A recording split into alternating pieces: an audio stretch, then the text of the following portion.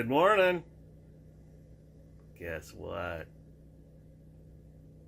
I knew the Pacific Ocean would not let me down. I got condensation on the ceiling.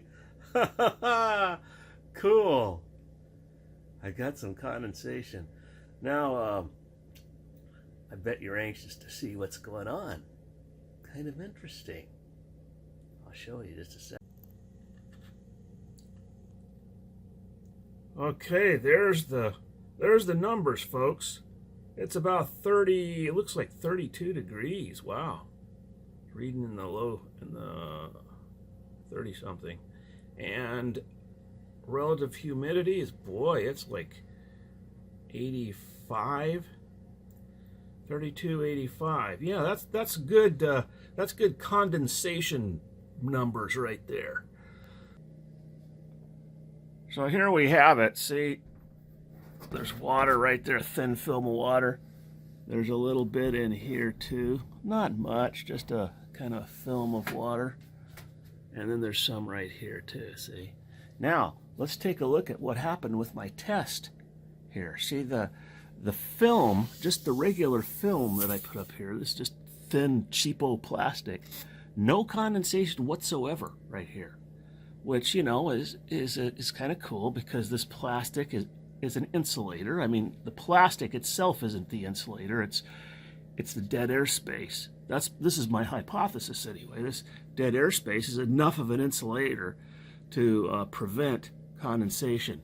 Now it looks like there might be a little right. Yeah, there's a little. Okay, there's a little right there. See, there's no dead air space right there where it's touching, but over in here where it's a good distance away, there's no condensation in there.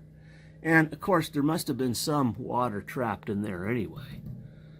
Okay, so insulation isn't gonna 100%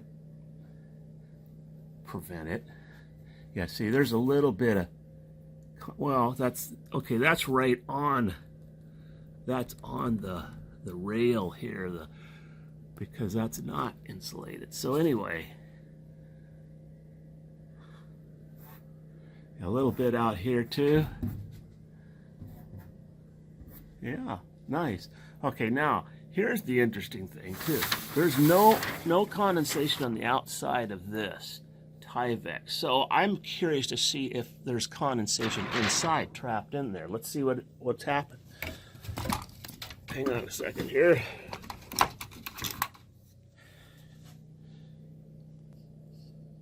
Okay, let's see if I can do this delicately here. I'm going to slit.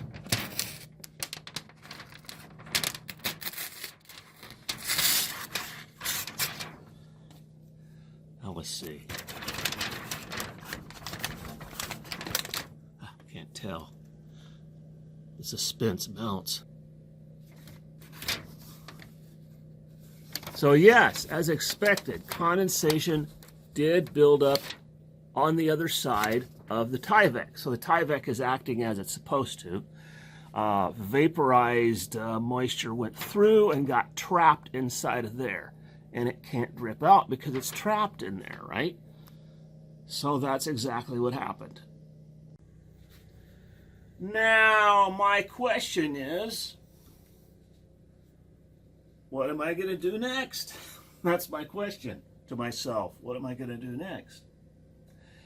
Here's my thought. This stuff's kind of flimsy. It does a partial job, right? Because I can see condensation in there anyway. Because there's going to be some of it that got trapped in there just from the normal humidity in the air. So it's going to condense. However, I prevented some of the more condensation by creating the dead air space. So this lowered the condensation, but it didn't prevent it 100%. This, on the other hand, did not prevent condensation, but it trapped the condensation in a place where it can be controlled. Now, my question is, what's going to happen if I just leave it there? Is that condensation going to somehow destroy the van? I mean, if I just have this kind of Tyvek up here and it traps the condensation in there, so what? What's it going to do? Why is that bad? Is it going to grow algae or something? Or is it going to just get nasty? Well, we'll see. We'll test that out too and see what exactly happens, okay?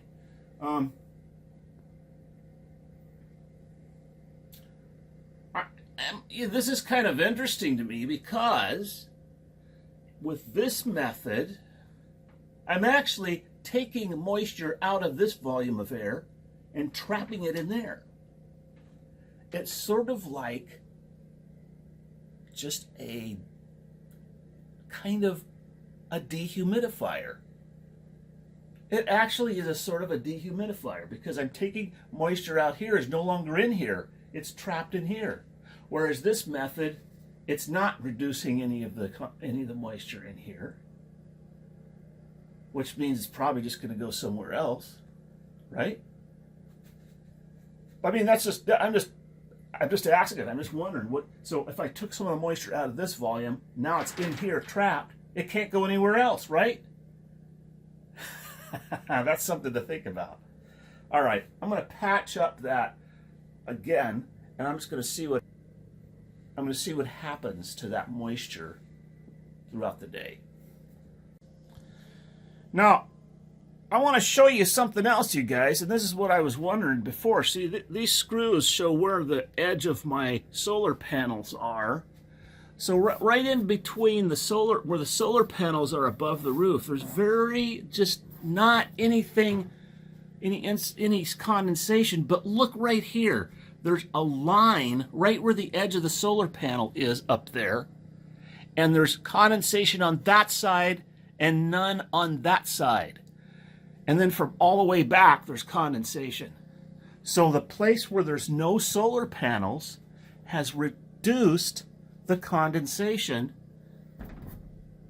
Now that's something to think about.